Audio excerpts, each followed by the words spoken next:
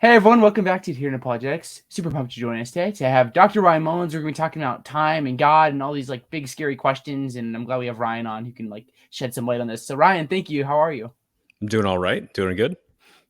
Good. I'm super pumped for this. I was thinking as I was walking upstairs right before this, is like, okay, well, like I kind of know what God is. I have an idea of like the different like models of God, but then like with time, I just get like really confused and have no idea what's going on. So I'm super pumped for this to kind of shed and like try to think about like, what is time. So yeah, thanks for coming on. I'm super pumped. Good. I hope I can shed some light on these issues.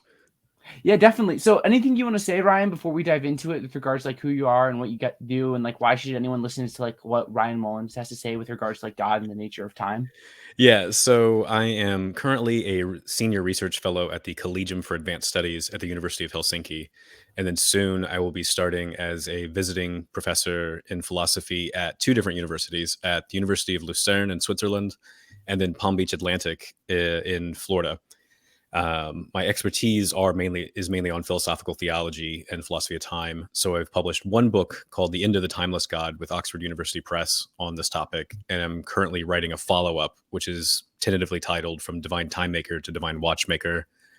I've published about 50 articles now on lots of different topics in philosophical theology. Quite a few of them have been on the topic of God and time. So yeah, that's kind of why I guess why I'm here and why I should be considered some sort of authority on these topics. Okay, well, right on. I'm super pumped. So let's just dive into it, Ryan. So when we're talking about like time, what is time? Yeah, so most people, what they do is they start with this question and then they quote St. Augustine. So St. Augustine says, I know what time is unless you ask me. Hmm. And you're like, well, okay. And then at that point, he's like, I don't know anymore.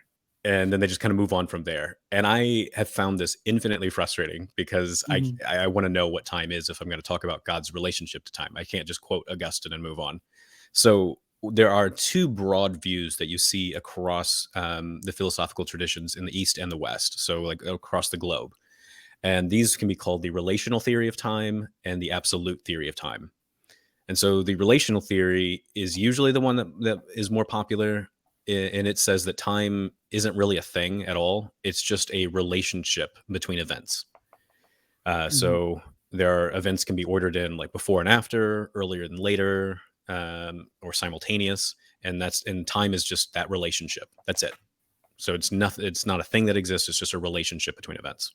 Hmm. The most famous person you might have heard of that holds this view is someone like Leibniz. So Gottfried Leibniz holds this view.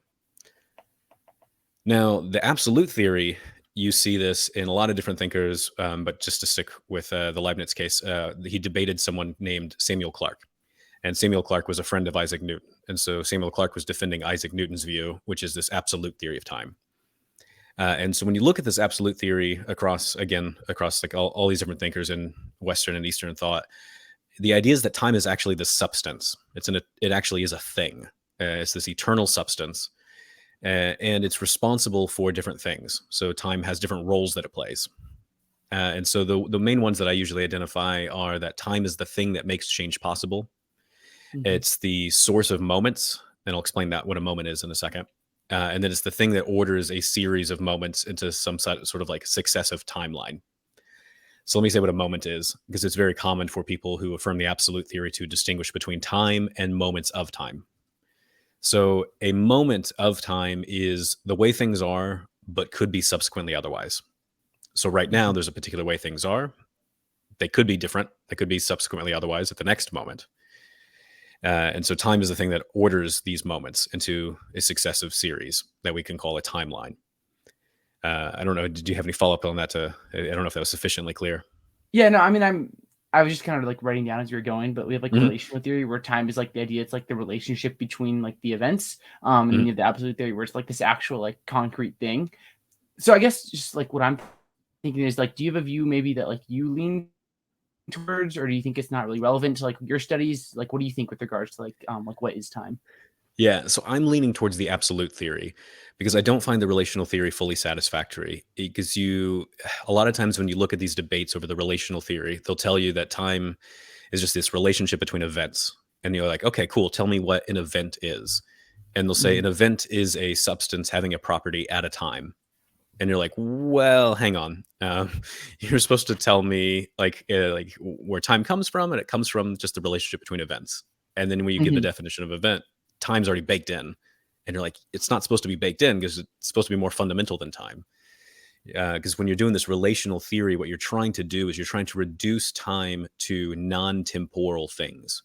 And if the events themselves are already temporal, they already have time built into them, then you haven't reduced time away to non-temporal things.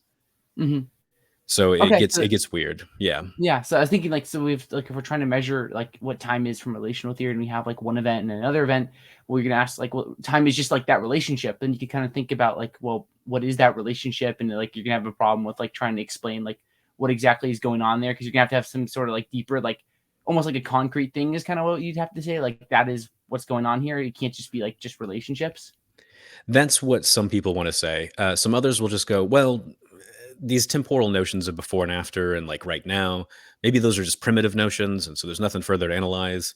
But that might give you it's kind of weird gerrymandered sort of theory of time, where time's just these relationships, and these relationships are just brute and not further analyzable. But it seems like, I don't know, like it feels like you've not really reduced time away. It seems like you're starting to add in all these primitive things when you promise me to reduce time away to just mere relationships. So if you go to the absolute theory is like, yeah, I've got this thing that can explain all the stuff that you want, all the phenomena that you want. It explains how change is possible. It explains the before and after between moments. It can explain why there's a direction of time, because it's this thing that's actually doing all of that. And so I find that really attractive. There's different flavors or varieties of this absolute theory, though, that you see throughout history. The one that I've been writing on a lot lately is where you identify time with God in some sense, and we can talk more about that later. But I think these things are really relevant to my research to like answer your bigger question. Like they do play a huge role in how you think about God's relationship to time. Yeah. So you'd say then like time is like this actual thing that exists out there. Maybe in some sense, maybe not like out there, like it's just like hiding behind Jupiter or something, but like there actually like time actually exists in the world. It's not just like a linguistic concept. Correct. Yeah. Okay. Yeah. I want it to be this all pervasive thing. It's not just a linguistic trick. Yeah. Yeah, that's great. So obviously you talked about your book, End of the Timeless God, and there's two big views with regards to like God and like his nature of time. And one says that like God is timeless and one is temporal. So maybe Ryan, do you want to talk a little bit about like what is the idea of like God being timeless, and like why would someone want to say that God is timeless? So to say that God is timeless is to affirm that God's eternal. And both views, like if you say God's timeless or temporal, are going to say God's eternal. So let's start with that. So to be eternal is just simply to exist without beginning and without end. And then when you look at the history of Western philosophical theology, things get divided from there. So people will often want to make additional claims. They'll say, well, maybe there's a timeless eternity, or maybe there's a temporal eternity. So the timeless eternity will say God exists without beginning and without end, but God also exists without succession. So God doesn't do one thing and then another. And God also exists without temporal location. So God does not exist right now, does not exist in the past, does not exist in the future, because he can't have any sort of like temporal relations or temporal locations. So without succession, without temporal location. So that's the idea of God being timeless. Do all those things like go together, or could you have like maybe like some of it, like you could have like maybe God having like a temporal location, but still like having God like having no like succession in like his acts and his things like that? It'd be hard to figure out what it would mean to have temporal location without temporal succession. If you think that there's more than just one moment of time. So if there's just only one moment of time that exists, you'd be like, yeah, okay, God exists right now. He wouldn't be timeless because he exists now. But he wouldn't have succession because there's only one moment that exists. And and there's not any other series of moments that take place after that. I guess you could say that, but you wouldn't really have full timelessness. It would just have this kind of weird view. You do get this claim though throughout most of church history, which is God exists in this timeless present. So you can still talk about God's temporal location, but you have to say it's a non-temporal location. There's a when God exists, and that's this timeless present that has no before, no after, and no succession. But it's not supposed to be a temporal location. So when you ask when does God exist, you say things like from all eternity, or in this like eternal now, or this timeless now. So these are very standard kind of claims you'll see in Western philosophical theology. Yeah. Right on. So like, what would you say then? Like, why would like timeless, Ryan? Like, what are some of like the major motivations for like affirming a timeless God? So here's one. So a big one is to say that timeless existence is a perfection. And so if God's really a perfect being, it's a pretty safe claim. Most people want to make that kind of claim. Then you better say that God's timeless, because that's part of what it means to be perfect. And so here's the underlying motivation. This is a very common argument you see that dates back, that actually predates Christianity. And so the claim starts like this: all change is for the better or worse. And so if God were able to change, well, he'd either be getting better or worse. Well, if he's perfect, then you want to go, is he really getting better? Like, how can a perfect being get better? Like you weren't perfect, really, if you could get better. You weren't that great to start with. Can you get worse? Well, you're not that great if you could get worse. So a perfect being, like, just can't change, full stop. Like, can't get better, can't get worse. And all changes for the better or worse. So there's no way that God could change. And if God can't change, then God's not going to be undergoing succession. And so you're like, oh, okay, there we go. I've got something that looks like I'm in the neighborhood of timelessness now. And so that's one very popular argument, one main motivation for this. You see a lot throughout Western history. Obviously, maybe like how would you respond to it, Ryan? Like, obviously, like, spoiler alert, like, you don't believe that like God is timeless. Like, Yeah. what do you kind of think about like that kind of like argument? Yeah, because it's definitely important with like the timeless God and classical theism in general. Yeah, so there's two main premises that get the whole thing motivated. One is God's perfect, and the second one is all changes for the better or worse. I could say, like, maybe God's not perfect. I don't want to do that, because that seems crazy to me. So I want to reject that second premise and go, not all changes for the better or worse. And all you have to do is, since it's this all-inclusive claim, you just have to give one counterexample where change is not for the better or worse, just some value neutral change. And there's lots of examples you can give. So here's one. So imagine that all that exists in the world are just two electrons just spinning in the void. That's it. Just two electrons spinning in the void. And so at one moment, this electron over here is like doing whatever, and this other one over here is like doing this and this. And the next moment, they switch places. And so they've changed their location to one another. They've changed their, maybe it's like some of their, like the way they spun around a little bit. So they underwent some kind of changes. And do you really want to say that's better or worse? Because that's like a really boring kind of change. Like, nothing seems better to me about like an electron just moving its location in space. And nothing seems worse either. It's just like, it's just different. And if that's the case, if it's just different, it's not really better or worse, then it's false that all changes for the better or worse. Yeah, I like that, because you're thinking about like maybe like these aren't like really super like cool electrons, or there might be something happening, but like they're like really boring, like dull, like normal electrons, like two changed. Like I was thinking, I'm like, there's really nothing there. Like, what, you can't really say it's better or worse if you have two dull electrons and one changes place with the other. Like I think I agree with you. I don't see how that's going to be a change for the better or worse. So yeah, and so with that example, that's why I try to make it as boring as possible, because like it's just like there's nothing exciting happening. Like, there's nothing you can really grasp to get any sort of kind of value claim. But that's all you need in order to show that all change is for the better or worse. And you're like, well, no, it's false, because here's a counterexample. Here's a theological one you see. So William Hasker gives this one. So he says it's a good thing to be able to know what time it is now. If you don't know what time it is now, if like you don't have the ability to track those changes in the world about what time it is now, then you're deficient in some kind of way. So if God's not able to have his knowledge track the changes in reality, then God's knowledge is deficient. So it's just false that all changes for the better or worse, because in this case, like, it's a good thing that God is able to just simply change, full stop. It's not that he gets better when he changes. It's just that part of what it means to be a perfect knower entails that you have to have the ability to change in these kind of ways. So you see these kind of theological arguments a lot especially in the 90s and early 2000s. You would see these a lot to just try to go, certain things about the nature of God entail that God has to change. So it just can't be true that all changes for the better or worse, because what a perfect being knows and what a perfect being does entails change. That's super helpful. So we talked about the idea like of like God being timeless. There's no succession within God. He's not like doing different things at different times. What's the view then that like saying like God is temporal? Like, what would God's relationship be like to time then if we say that God is temporal? So again, going back to that earlier claim that I made, that everyone wants to agree God's eternal. So the temporal view is going to say God exists without beginning and without end, because he's eternal. He's an eternal being.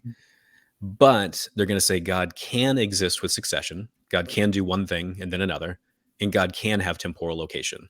So you don't have to talk about like so if you say when does God exist, you don't have to say things like from all eternity or like a timeless now or something like that. You can say God exists right now, full stop. Mm, yeah. And so when you're in church on Sunday and you're praying, you might ask like, God, where are you right now? And you can be like, I'm here right now.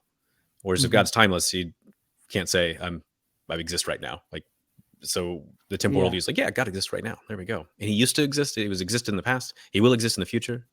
He's the one who was, is, and is to come. All those fun things you want to say from the book of Revelation. Like those are all literally true about a Hmm. temporal God. That's one of the things for me, like when I think about like just classical theism in general, is it seems like it's hard. Like before I ever learned anything about philosophy, like I'd never be a classical theist. Like I would never have been that. Like just like intuitively, like something more like a more like a neoclassical version of God would be something I always thought of, and maybe that's just like my biases and presuppositions growing up. Or Sure. like the classical theistic God, where like you said, like the classical theist can't really say that like God is there right now, in this moment, like he doesn't really exist with you in this moment. And that's something that I feel like most Christians, like if you ask them on the street before they study any philosophy, like they're gonna say, yeah, God's here right now. Like that seems to be true. I think would be true regardless of denomination as well. I think that's something that's helpful to think about is like classical theism. It seems like it goes against a lot of like our basic intuitions we have about God, is the way it seems at least. It does, and I actually have a paper that I co-authored with Larry Launonen in Helsinki. So Larry he does a lot of work on cognitive science and religion. That's his area of expertise. And so what we looked at is what is the most intuitive belief. Is classical theism more intuitive than we looked at open theism because when we tried to do all the models of God, the paper got way too long, so we had to start cutting stuff. So we Yeah. just put it as classical versus open theism. And temporality was one of the big issues that when you do a lot of cognitive scientists, when they start asking what's the more intuitive view, the divine temporality is the most intuitive view. Hmm. Timelessness is just very counterintuitive. It goes against everything that we think and the way we speak, the way we uh, base a lot of our practices on. So yeah, it's very counterintuitive. Mm. So we talked about this idea of like intuition. Like what else, Ryan, pushes you to like hold to a view like where God is temporal instead of like believing that like God is timeless? So, one of the big aspects of my work is trying to look through various aspects of Christian doctrine and just go, okay, what happens if God is timeless? Can we make all these different claims? Can we make claims about God creating the universe out of nothing? Can we Mm. make claims about God being omnipresent, being omniscient, being incarnate, answering prayers, providentially guiding things?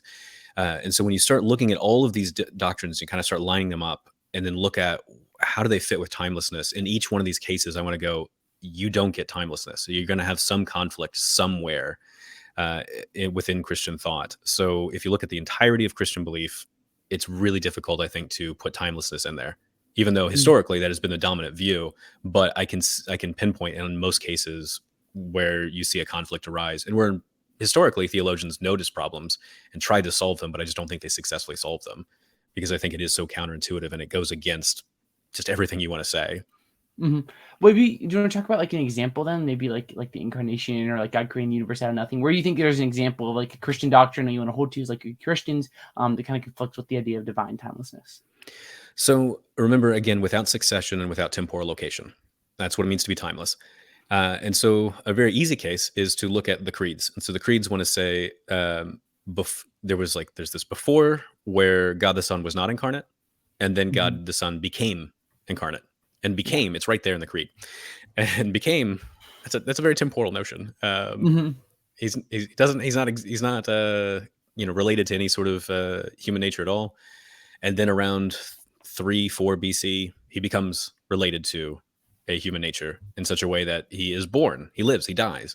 He actually has temporal location, has very clear succession. And I'm like, I don't know how you're supposed to make sense of that and say the God the Son, Hmm. he's really is timeless. And you're like, okay, sure. But he wasn't related to a human nature, and then he becomes related to a human nature. That's a clear change. That's a clear succession, Yeah, at least it's in my interesting mind. because I didn't think I actually realized like the text of the creed. Like if it says like God became man or he becomes incarnate and the person, the son becomes the person of Jesus.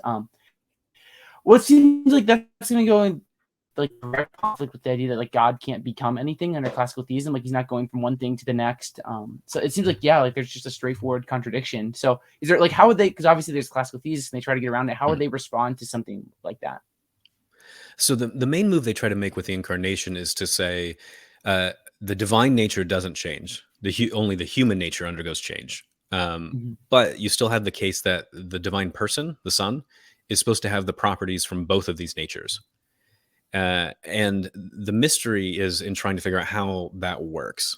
So, how does this one person, this timeless person, really have a nature that doesn't change, then also has this other second nature, this human nature that does change? While at the same time, this person does in fact have the property of being temporal and the property of being timeless. And it Mhm. seems like you got a contradiction.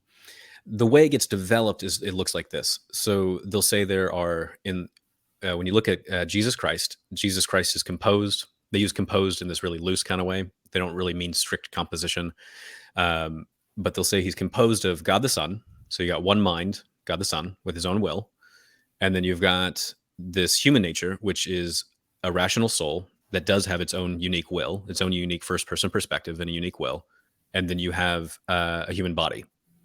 So you've got two minds, two wills, and a human body going on here in Jesus Mhm. Christ. And it's supposed to Yeah. be one person. Now, the divine mind, and yeah, I know, I know. And it gets weirder too when they say that in the Trinity, there's one mind and one will, and there's three persons. And you're like, okay, okay. It's a But we'll hot ignore the mess. Trinity. Yeah, it's a mess. It's a bit of a mess, but we'll ignore the Trinity for now, as much as we can. So the claim is the divine mind and the divine will do not change at all, and do not undergo succession, and do not have temporal location. Whereas the human soul and the human body, that's the thing that is changing, undergoing succession, suffering on a cross, all that kind of stuff. Mhm. And so the way Gregory of Nyssa puts it is this rational soul, this human rational soul, serves as a wall to protect the Son from the grossness of human flesh.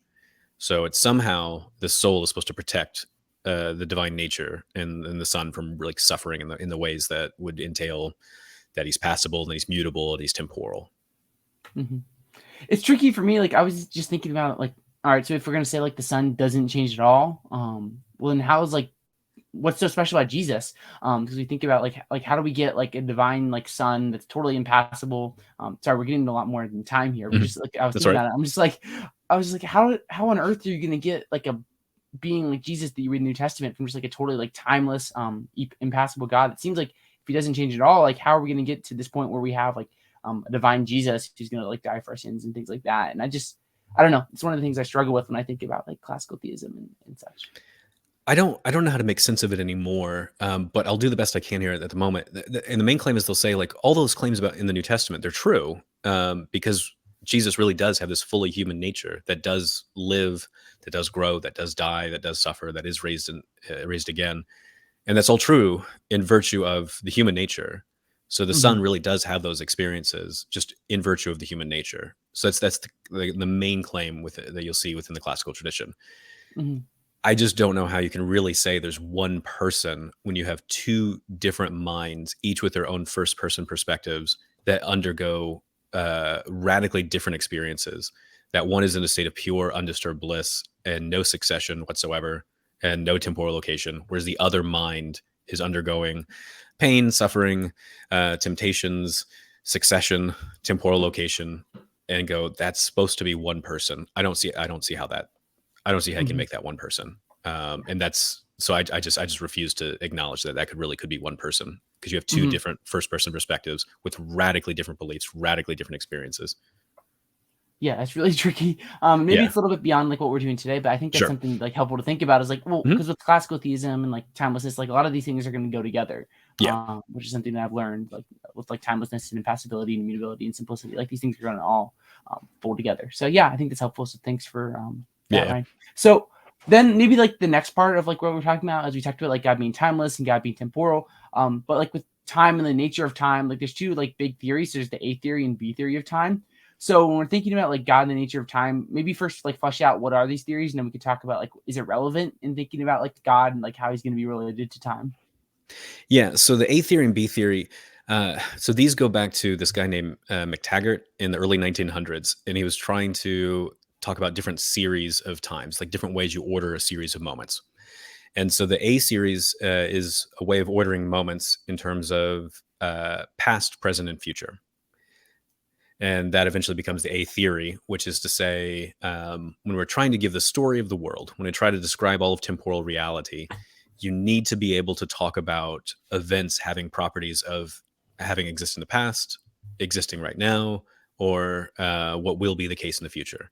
You cannot give a full description of reality without talking in those tensed terms of past, present, and future. Now, the B theory does things a bit different. So the B series is a temporal ordering of moments in terms of earlier, later, and simultaneous. And the B theory says if you want to give a full description of the world, you need to the only propositions that actually describe reality are these tenseless propositions, which describe things just in terms of specific dates that could be ordered in earlier, later, or simultaneous. You don't talk about now, you don't talk about past, you don't talk about future. That's not, you don't really need those things to describe the world. That's the claim. Yeah. So those are the two theories. So we have these two big theories, A theory and B theory. One thing I've heard a lot is just like relativity just like totally like debunks A theory, and like you're crazy if you hold to A theory anymore. So like what would you say to that? Like is that true? Like how would you kind of respond to that? Yeah, so several things. One is that special theory relativity, strictly speaking, is false. It gives us false predictions. And that's fine because it doesn't claim to be the fundamental theory of physics anyway, because the fundamental theory of physics is, well, you might think it's the general theory, but that conflicts with quantum mechanics, and the quantum mechanics conflicts with the general theory. And so we're like, oh, I don't know. So the special theory within itself, the way that it was developed by Einstein and then ultimately by Minkowski, you cannot find the present on this view. Yeah. But there are a bunch of interpretations where you can. And like the neo-Lorentzian ones, those are the ones that get talked about the most because William Lane Craig did a good job at popularizing those. A lot of physicists don't like those, but it doesn't matter because Brian Pitts, who's a philosopher of physics, he's pointed this out for quite a long time now, saying that since the early 2000s, there was this, I think it's a Polish physicist named Horshava. Horshava figured out all the math that we need to find the present within the special theory. And it doesn't rely on all this kind of weird stuff you have to do with like neo-Lorentzian interpretations. And the Horshava interpretation is like cited quite a lot and it's used quite a lot in contemporary physics. So it seems like it's widely accepted. And there's an easy way to find the present on this interpretation of it, of special theory. So there's a couple of ways you could go. One way you could go, it's a false theory. I don't care. So who cares if it's inconsistent with A theory? Another approach to go is it's not inconsistent with A theory because we have a particular mathematical model that is consistent with the A theory and is widely used. Philosophers of time don't talk about it because they're not aware of like anything that's happened in contemporary physics since the 1930s. But who cares? Here's another thing you can say though: the special theory doesn't cause problems just for the A theory; it causes problems for the B theory too, because the B theory has things in terms of earlier, later, and simultaneous with. And if the special theory of relativity, if you interpret it as there is no absolute simultaneity, then I don't know how you're going to get your B series up and running. Because if you want to talk about simultaneous relations, but there's no absolute simultaneity. If you want to talk about things being earlier and later, you need some simultaneity to talk about, well, this event is happening here, and this other event's earlier than that and later than that. It'd be like, it's all relative. Ooh, that does not support the B theory. And some philosophers of time are finally starting to admit that. It's becoming a bit more popular to admit that, oh, actually, this doesn't fit with the B theory either. It's interesting. I didn't realize that. Just going back to the second point, there's a lot there, but like I didn't realize there was this Polish dude that like kind of showed like the whole like because you still hear it all the time, like like special relativity, like he's the end of A theory of time. But this Polish guy, don't even want to try to pronounce his name, but like he figured it out, and like there's like like you can still have a simultaneous like on an A theory. It seems like, and like that's just kind of like established science. We just like don't really realize that it's just not very popularized. Is that kind of what's going on here? I don't know if you could say established because a lot of physicists take an instrumentalist approach to most of their theories, a lot of their theories. So the idea of space-time, a lot of people will say it's a useful fiction. Notice the fiction part. A bunch of others will say it's no longer even a useful fiction. We need a new mathematical model because this one's not really giving us good predictions. We need something that can actually maybe fit with gravity, maybe give us some better predictions that are consistent with quantum mechanics. we can find the present in quantum mechanics. So maybe having some kind of mathematics within relativity theory that can help us do that. That'd be cool. So I don't know if I could say established, but it's widely used. I can say that Okay. much. And whether or Yeah. not you want to be a realist about it or an instrumentalist, like an anti-realist about it, Mhm. yeah, that varies from physicist to physicist. Yeah, definitely. So maybe then, like, for the sake of like the conversation today, Ryan, like, what, like, how's it going to be relevant in like thinking about like God and the nature of time and like what we're going to be talking about upcoming here? Like, what's relevant in thinking about A theory and B theory as we progress forward? So the ontology of time that's supposed to follow from the A theory and B theory, this is usually where a lot of the action happens in philosophy of time and in talking about God's relationship to time. So the A theory, there's a lot of ontologies of time that you could have, but the main feature of the A theory is that there's some sort of privileged status given to the present moment. So let me give you some examples of ontologies of time. So when we're asking about the ontology of time, we're asking the question, what moments of time exist? So the presentist, that's the most like common view. It just says the present moment. That's the only moment that exists right now. That's it. Past moments, they no longer exist. Future moments do not yet exist. But there's other A theories you could have. So another one is called the growing block. So the growing block says that past moments exist and the present moment exists, but future moments do not yet exist. So there's still some kind of special privilege status to the present moment because it's like at the leading edge of the block. But those past moments, they continue to exist. The block is just constantly being added to as new moments get added. And then another popular one is what's called the moving spotlight. Well, I don't know if I can say it's popular. Hardly anybody likes it. But the moving spotlight is that past, present, and future moments all equally exist. And then there is this like weird special like spotlight that just points out this moment's the present. And it just kind of moves along the block of time in some kind of mystical way. There's this thing called the new moving spotlight, which completely throws that picture out the window. I won't talk about that because that one's even weirder. And it's a bit more difficult to describe. But those are the main kind of A theories you get. There's a few others like what's called fragmentalism that's really consistent with a standard interpretation of special relativity. But again, that's also super weird. So we won't worry with that one. Now, the B theory, the main one that people affirm typically is eternalism, which in one sense you could say it's the past, present, and future. All those moments equally exist. But since it's a B theory, there really is no such thing as past, present, and future. There's just events ordered in simultaneous earlier and later relations. So there's no like objective special present. You could also be a presentist and hold this kind of view, or growing blocker and hold like tenseless theories, but that gets complicated, so we won't worry about that. So we'll just look at those are the main things that kind of come up is in these debates. Is usually it's just presentism versus eternalism, but there's these other ontologies at play. Right on. So do you have a view that like you lean towards then, Ryan, or thinking about like A theory and B theory, and maybe like do you have like a sub view within those views? If not, obviously, like I'll still forgive you. That's okay. You're okay. Yeah. But what do you think? Yeah. So presentism is the main one I want to go with, and I used to kind of think maybe I would go with presentism and what's called an ersatz B theory, where you have this like tenseless account of time, and there's this funny stuff you do with like the relationship between truth and reality. And now I just think that's just a headache. I don't want to bother with that. I want an easy life. So the easiest thing to do is to just go with presentism and just have a standard like kind of A theory, and do some other different things with the relationship between truth and reality that I don't require me to talk as if I'm a B theorist or something like that. So just A theory and then presentism. I think that's the best way to go. Okay. Yeah, that's great. So we talked about like a temporal God and like holding A theory is kind of the views you go to. Then with the relationship between like God and time, like going even further, there's two views you talked about, and I believe it was a paper in like Philosophica Christi, maybe somewhere like that. You talked about like the creationist view and the identification view. These are ideas like God and time. So and like what exactly God's doing with time. It gets this is where I get really confused. But like what is the creationist view of God and time? And then obviously like this view falls short in your mind. So why do you think it falls short? Yeah, so the creationist view is the claim that God creates time.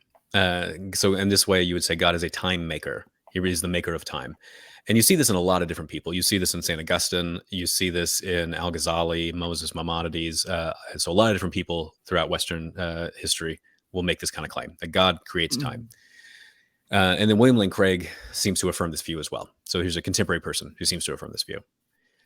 So the idea here is that time is, you usually affirm a relational theory of time. So time exists if and only if there's change.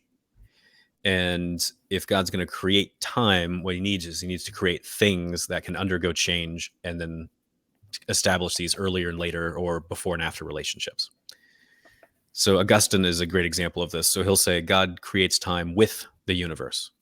So when God creates the universe, he creates things that can undergo change and create these before and after relationships. And so that's all he's got to do in order to create time, is just create something that can undergo a bunch of changes. The worries I have about it are mainly my worries related to the relational theory, which is oftentimes it's difficult to figure out what the claims really are. So you've got, again, that worry I noted earlier about if time is a relationship between events, tell me what an event is. And if they say, well, an event is a substance having a property at a time, then I'm like, well, you baked time in to the explanation. You're supposed to tell me where time comes from, and you can't do that by sneaking in time in the back door. The other kind of problems that come up here with this sort of view is usually related to the doctrine of creation out of nothing. So you could reject the doctrine of creation out of nothing. There's a bunch of people who do that and still want to affirm this, that God creates time in some sense. But we'll focus just on the people who affirm the doctrine of creation out of nothing. So the doctrine of creation out of nothing says that there's some prior state of affairs where God exists all alone. Like prior to Christianity, there's this big debate that like kind of pops up of if the creator exists all alone and then the universe comes into being after a state of non-existence, then God's going to be changing. Because God's going to have a not doing anything state where he's all alone, and then the universe comes into being, and so it seems like, well, he's doing something now, so he's going to be changing in some kind of way. And that predates Christianity. And then when Judaism, Christianity, and Islam, they start developing the doctrine of creation out of nothing, it falls right into this debate. And so now they got to take a stand. And so what you have with St. Augustine takes a stand and he goes, yeah, there's a sense in which God's not doing anything before creation. And you're like, okay, cool. Well, now it looks like God's changing. So he's all alone before the universe exists, and then he comes to exist with the universe. And so it looks like he undergoes a change. So that's one problem. But here's another problem. It seems like this before state of affairs, where God exists all alone. It seems like that's a before, and if it's really a before, that's time. Because so what you have to do is you have to come up with it's a non-temporal before, and this is a major prolegomena throughout Western philosophical theology, is trying to figure out a way to talk coherently about this prior state of affairs where God exists all alone, and explain it in a way where it's not really a temporal before, if you want to affirm that God's timeless. And even William Lane Craig has this problem too. So yeah, so go ahead. I'm just trying to think about it as well, because I was just like drawing here on my notes, and I drew like God, and I drew an arrow. Can you say like, well, there's just God, like he just exists, and there's no change maybe within God before? I don't know, it sounds just like Craig. Like, couldn't you just say something like, well, God just exists, there's no change there, he creates the universe, maybe then he's gonna start changing a little bit and interacting with the world, but then like, what's the problem there? It's just saying like God exists just without any change, that's it. Yeah, so it wouldn't be. I think the problem is in trying to figure out these two phases of God's life. So let's go with the William Lane Craig card, because that seems, in one sense, a little bit easier to grasp than God being just timeless through and through. So you have God is timeless sans creation, so without creation. This is the way William Lane Craig talks. So God is timeless without the universe and temporal with the universe. And you're like, cool, okay. Now, what everyone wants to know, what everybody's been pushing Craig on for years, is to go tell us how these two phases are related. Because if it's a before and after relation, that's a temporal relation, and you can't say God was timeless before, because then you're like, that's a timeless being cannot stand in temporal relations. So before is a temporal relation, so that's not going to work. Yeah, and Craig knows that, so that's why Craig's like, well, it's timeless sans. You're like, okay, so it's not temporal before. What else could it be? Well, you could say it's a causal before. This is difficult because it's very standard, very intuitive, again, throughout not just Western history, but Eastern history too, to say causes are temporally prior to their effects. So if you've got a case of efficient causation, you're going to have a temporal before and temporal after. And a lot of people actually, what they want to do when they're talking about the arrow of time or the direction of time, they'll build it off of the fact that causes are temporally prior to their effects. So if Craig just says it's causally before, and it's by this non-temporal kind of way, then it's like, I don't know what kind of causation you're talking about. I lose my grasp there. Yeah. The final way you could go is to say it's a logical priority. Yeah, and you see this kind of stuff in the late Scholastic era, because John Duns Scotus develops this idea of what he calls logical instants, or instants of nature, these logical moments. And so you could say there's a logical moment before, it's logically prior to creation. So God exists logically prior to creation. Here's the problem with this view, and this is something that Alan Rhoda, who's an open theist, he's pointed out. When you're talking about logical priority applies to things that are compossibly realized, that are consistent states of affairs. So think of 2 + 2 = 4. Well, that's just one like state of affairs. 2 + 2 = 4, and you could talk about 2 and 2 being logically prior to the 4, but it's all like a consistent state of affairs. Same thing with like any like valid argument you want to give. If P then Q, P therefore Q, you could talk about all those things being logically prior to the conclusion of the argument, but those are all consistent with like being like a consistent state of affairs, being mutually realized. Well, if God is only logically prior to the universe, if that's the claim, well, then it's not really the case that God exists all alone without creation, because mere logical priority does not capture that, because it has to be consistent states, a mutually consistent state of affairs, in order to be merely logically prior. But existing without a universe and existing with a universe, that cannot be mutually realized. Those are two contradictory states of affairs. So that can't be mere logical priority. Mere logical priority does not capture that. I don't know if I explained that well, because this one's really technical. It's a bit hard for me to explain this in a popular way. Yeah, no, I think you did it like as great as you can. I think what is helping me think about it is this idea, like you can't just say like if God exists like before without anything and he creates it, and there's something like before he's timeless, after he's temporal. Like there's still the before and after, they're still there, and we got to figure out what exactly that means, and that's why you can't just have like a really simple answer to this question. So yeah, I think it's great. Yeah. So do you want to say anything else with regards to like problems with like the creationist view of time, or you ready to dive into the identification view of time? Yeah, let's dive into the identification view, because this view is weirder and I find it interesting, and I quite like it. So yeah, let's do that. Let's do it. So what is the identification view of time then, Ryan? Yeah. So earlier when we were talking about time, this absolute theory of time, so we had this claim that time is this like eternal, uncaused substance. That's the thing that makes change possible. It's responsible for the existence of moments, and it's the thing that like orders a series of moments into sort of some kind of like successive timeline of something of the sort like that. So you might have some worries here. So when I'm looking at like different philosophers across all the world's religions who affirm this view, some of them want to say you've got God is this one eternal uncaused substance, and then you've got time is this separate eternal uncaused substance. And you might go, okay, what's the big deal? Who cares? And there's a bunch of Hindu philosophers and there's some Islamic philosophers who go, yeah, no big deal. Who cares? But if you think part of the idea of God is that God is like really ultimate in reality, that God is supposed to be like single-handedly responsible for the existence of everything other than himself, pretty common kind of claim, then if God cannot be responsible for the existence of everything else, if there's this other separate eternal uncaused substance just floating around, so you can't say God is the cause of everything else other than himself, and there's this other thing that's also this uncaused substance that exists, because God can't cause it to exist because it's uncaused. It's part of the nature of it. So God's not the creator of all. He's not the single like ultimate thing in reality. So that might be a problem if you think God is supposed to be like the creator of all things and is the single ultimate foundation of reality. So there's a problem there. Yeah. Here's a way out of the problem. So I don't know if Isaac Newton and Samuel Clarke saw this as a problem because they just did identify time as an attribute of God. But somebody in the Hindu tradition named Raghunatha Shiromani, he did see this kind of problem because he was like, there's all these like all these like uncaused substances floating around, not just time, but also space and the ether and sound and all this kind of stuff. And he's like, this is a bloated ontology. If we really want to say God's the ultimate foundation of reality, this doesn't make any sense. So here's what we do. We eliminate all these other things and say God plays that role.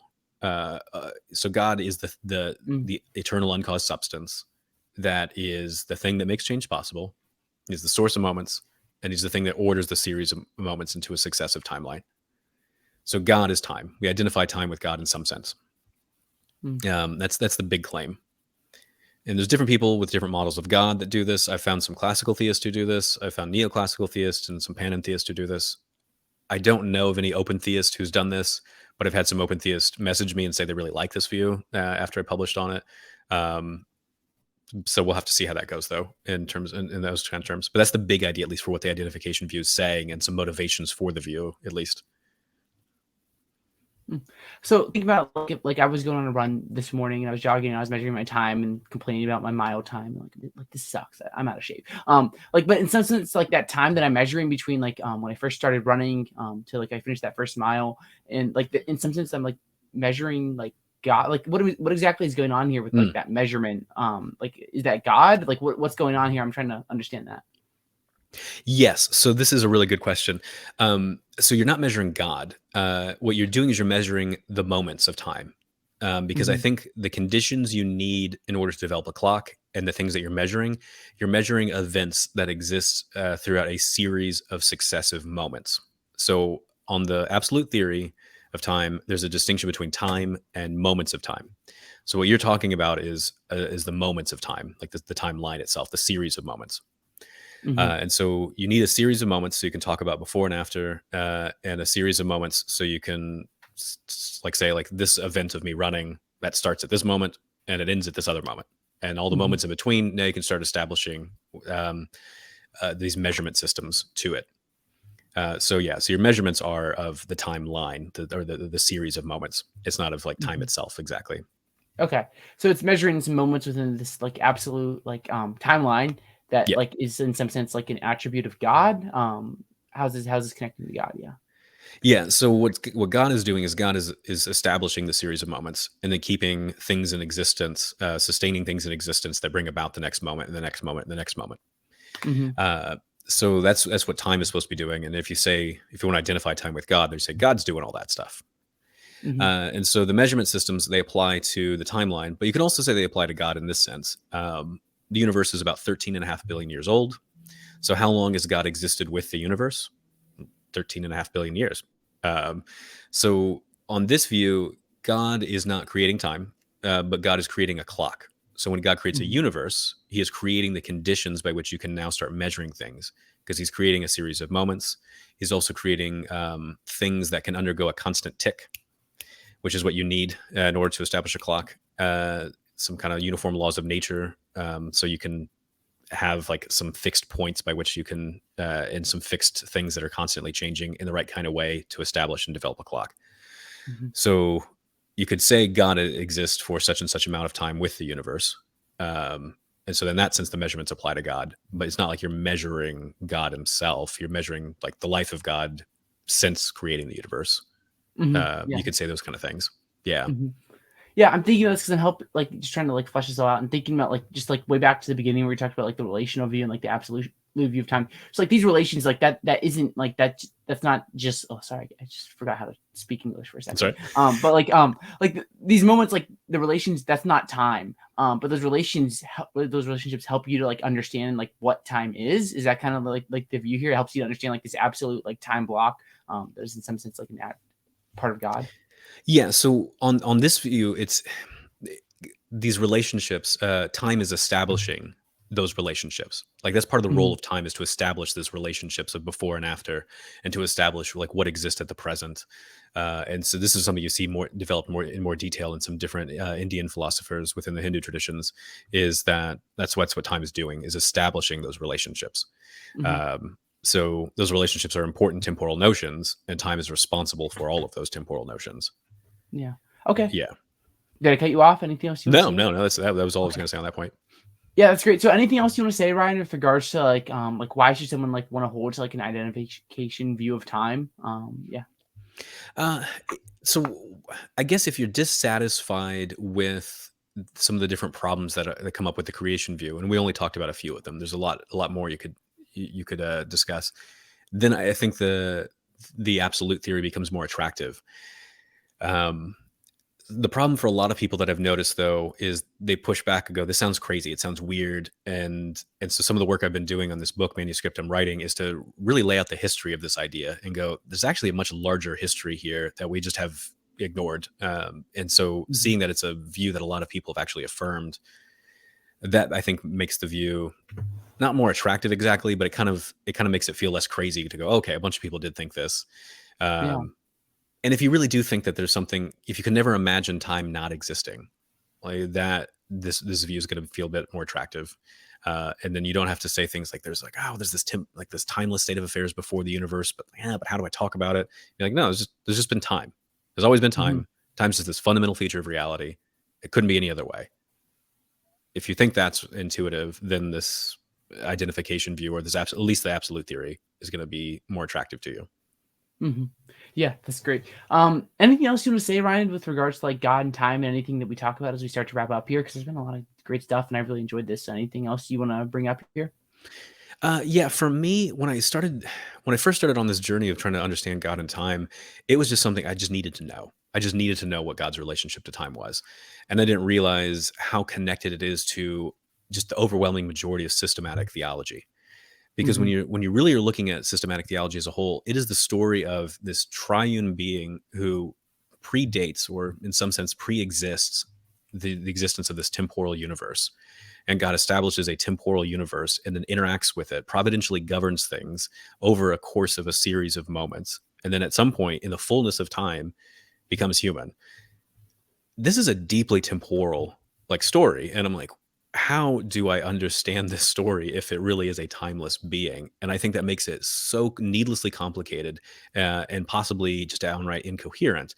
Whereas if God really is temporal, then I think you've got a much clearer, coherent way that I think is much closer to the biblical text itself for telling the Christian story. Hmm. So for me, it's kind of become this issue of, it seems like this is a huge major theme that just runs through all of Christian thought, Hmm. Christian theology. And if God's timeless, then I don't know how to tell the Christian story anymore. So if God's temporal, then I can say, hey, here's this Mhm. coherent story of Christianity. Yeah, even thinking about when we were talking about the incarnation, like the nature of time, like that's super important in like how we think of like God and like how he's related to time. Like that's going to really relate to the story we can tell with regards to incarnation. So I think it's a Hmm. great point to bring up here. Is like, hey, this is super relevant to Christian theology, and it's really important to think about. So yeah, thanks. Hmm. Yeah. So yeah, that's great. Thank you so much, Ryan. I've really enjoyed this conversation. How can people like follow you, connect with you, things like that? So the easiest way to find me is to go to rtmullins.com. I've got a lot of my papers there. I also have my podcast called the Reluctant Theologian Podcast. Some of the stuff I talk about is God and time. I talk about a lot of other issues though, where I interview different scholars around the world, and then sometimes take listener questions and whatnot. Hmm. Yeah, that's great. Well, thank you so much, Ryan, for coming on today. I encourage everyone to check out rtmullins.com. If you're new here, I always encourage you to like, subscribe, all that fun stuff. And if you have our content, be sure to become a patron at patreon.com/Apologetics. Your support, little as $1 a month, means a lot. But Ryan, thank you so much. So grateful for you and your time. And yeah, it's been super fun. And yeah, it's fun to have someone from PA, not from PA, but lives in PA on the show, because I'm usually all alone here, whether I'm in Pennsylvania or Virginia. I'm like, there's no one that I'm talking to that's from these places. They're all from like Helsinki and Oxford and all these fancy places. And like, it's just to say, like, oh, Ryan, you're from Philly. Okay, that's Yeah. cool.